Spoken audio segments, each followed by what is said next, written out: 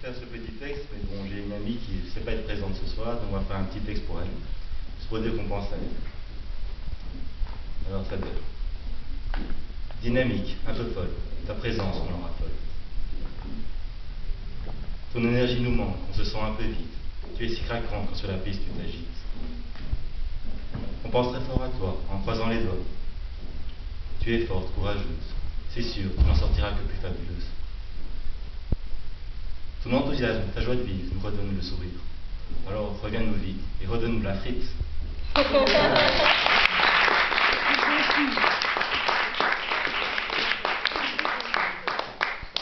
c'était juste pour elle, et maintenant c'est pour moi. Donc je vais refaire un texte que j'ai fait il y a 2 mois et je vais rajouter la suite qui va avec. Cool. On va voir. C'était une période de galère. Après... Ça je commence bien.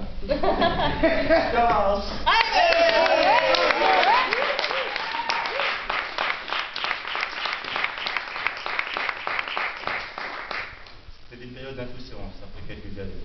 Et 2 années de reconstruction en France, où la vie fut moins amère. Travail, études, sorties, c'était bien trop beau. Une petite vie tranquille, mais trop boulot, mais surtout pas dodo.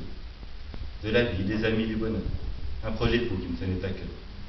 Un tour du monde en perspective, avec 2 amis qui voulaient que je les suive. De nombreuses découvertes, une vie rythmée, certaines mauvaises, mais quand même une fiancée. Mais tout le monde le sait, la vie fait à sa guise. Elle impose, elle dispose, quoi que l'on puisse dire. Un soir venu, voilà qu'elle me rattrape, et que d'un coup d'un seul, je me plonge dans les vagues. 3 semaines de noir, j'ouvre enfin les yeux. Bizarre, curieux, qu'est-ce qu'on me veut? Intrigué et inquiet, je ne me sens que moitié. Je n'apprendrai que plus tard que c'était ma vérité. Moitié perdue, soit celle du corps ou celle qui était l'élu. Enfin, vous êtes juste une autre ingénue. Une existence nouvelle dans un monde parallèle. Des repères nouveaux auxquels il faut s'habituer. Oui, c'est chaud. Me voilà embarqué dans ma nouvelle réalité. Une vie parfois rebelle que celle d'handicapé. Dans ce monde alternatif, il m'arrive de constater qu'une toute autre importance reprend entre une simple banalité.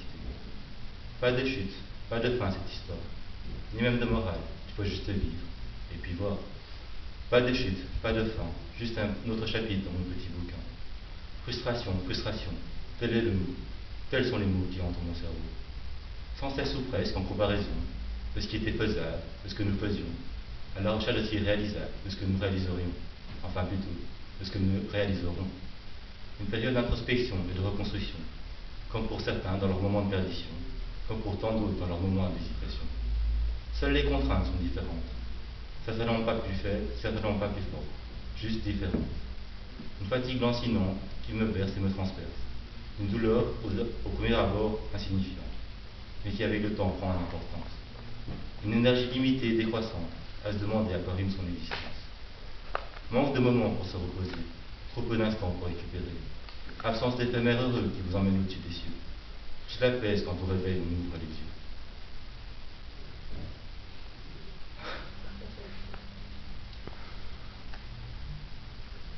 La question s'est présentée un jour, puis toutes les semaines, puis tous les mois. Trouvant porte close, elle s'est sans doute dit, il est passé à autre chose. Encore dans l'incertitude, mais sans réelle lassitude. Juste vivre et profiter, sans se laisser vivoter. Et qui sait, finir par trouver ce qu'on n'est même pas venu chercher.